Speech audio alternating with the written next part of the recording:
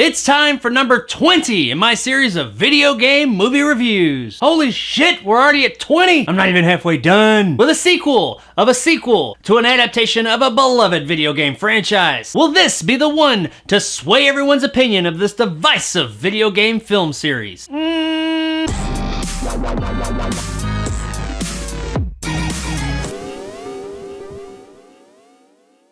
Resident Evil Extinction, aka Resident Evil 3, is brought to us by veteran director Russell Mulcahy, best known for Highlander. There can be only one. And stars once again Milla Jovovich as series protagonist Alice. This time around, it is 5 years after the events of Resident Evil Apocalypse. In that time, the virus has spread and generally just fucked up the whole world. And apparently in America, it's become a desert wasteland and everything's gone all Mad Max. Alice traverses the wasteland alone, trying to track down a signal that originates in Alaska. Apparently there's a haven colony in Alaska where the infection didn't reach, and she is desperately trying to make it there. But she's not the only one. She eventually meets up with some of the surviving characters from the last movie. Most notably Oded Fehr's Carlos Olivia and Mike Epps' LJ. Yeah, that guy. He made it through the last movie. They're part of a caravan of survivors that's caravanning across the wasteland looking for more survivors. They are headed up by Resident Evil series favorite Claire Redfield, played by Ali Larter. And even though the world has gone to shit, the Umbrella Corporation is still up to their old tricks. Apparently they've been desperately trying to track down Alice because her blood apparently is the key to all of this stuff going on. Upon Alice meeting up with the caravan, Umbrella finally gets a bead on her and they come in for the kill. So with Umbrella and a shit ton of zombies standing in the way, Alice tries to lead this band of survivors to safety in Alaska. This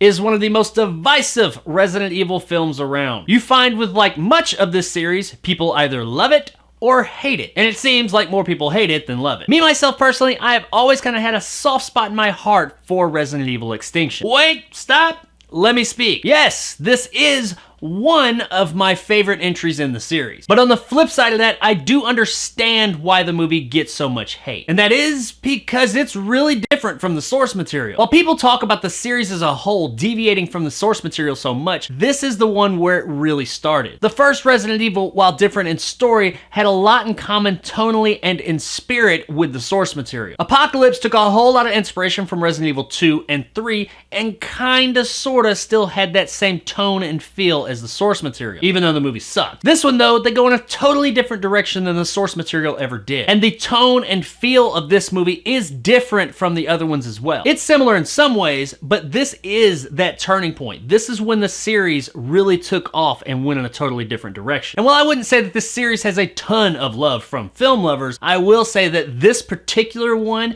is the one that is hated probably most out of all of them, and I do think that it is because this is when it made the biggest changes.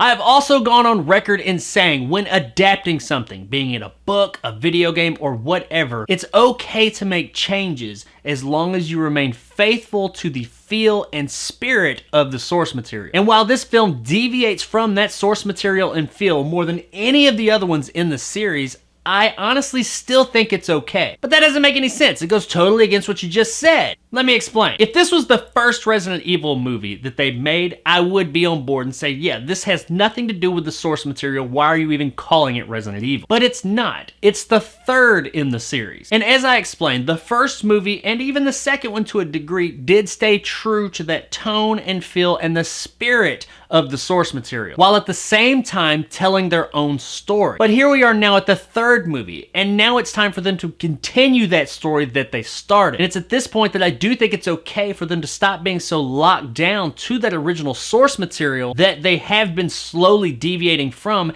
and tell their own story. They did their due diligence. They made 2 whole movies. Regardless of what you think of those movies quality-wise, that stayed fairly true to the feel and spirit of the source material. At this point, I think it's okay for them to go off in their own direction and see what they do. And while yes, this entry over all of them, even the ones to come, deviates from that feel and spirit of the source material more than any of the others, I think it was actually pretty good. Not great, but a good time. As far as guilty pleasures go, this one is a good time. And I do think it's okay for them to keep that Resident Evil name because it does add to the story that they had already started. It's okay though, they don't have to follow the story of the games beat for beat, or even at all. I feel like having made 2 other movies, they've earned the right to go in their own direction now. That being said, I think that if more people would just watch this movie for what it is and stop comparing it to the source material, you might actually have a better time with it. It's a good time, and honestly, it's a whole lot better made than the last one. Our story's not really anything great, but really none of the stories in any of these movies is high art or anything. You got survivors going across a wasteland, trying to get to safety, and getting into some pretty cool action scenes along the way. We're on the 3rd movie here. If you were expecting anything more than that at this point, I really just don't know what to tell you. Our performances are pretty much what you expect from a Resident Evil movie at this point. They are, however, better than Resident Evil Apocalypse. There's not really much in this movie that's not better than Resident Evil Apocalypse because that movie just sucked. We get serviceable performances from Milla Jovovich, Ali Larter, and Oded Fehr. But really, that's everybody in the movie. There's no performance here that's just absolutely awful. None of them are Oscar caliber or anything, but they're what I was expecting. They are serviceable. I do want to mention Mike Epps for a minute though. If you've seen my Apocalypse review, you know that I could not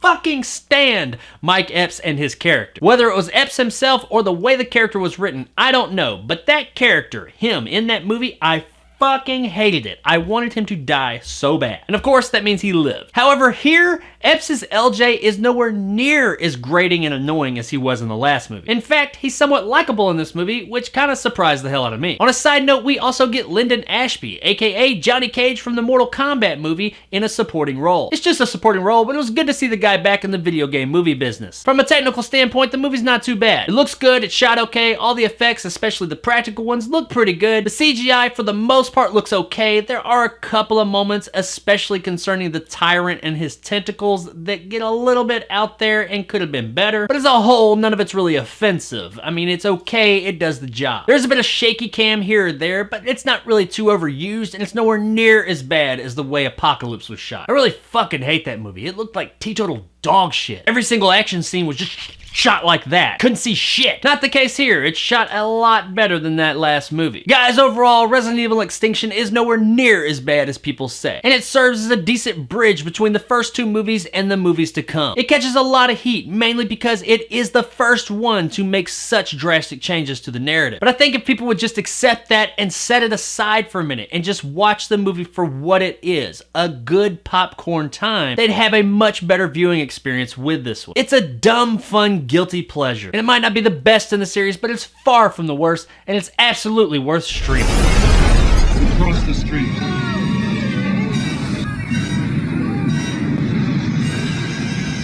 If, like me, the Resident Evil series is a guilty pleasure for you, then I think you'll find this one to be a highlight and have a great time with it. Just don't try and compare it to the source material, and just understand that they're doing their own thing now, and I think you'll have a much more enjoyable time with it. So there it is, guys, my review of Resident Evil Extinction. If you enjoyed and want more content like this, hit that subscribe button and help my little channel grow. If you liked what I had to say, give me a like. If not, let me know in the comments below why, which I'm sure a lot of people will with this video. And as always, stay sexy, Raccoon City.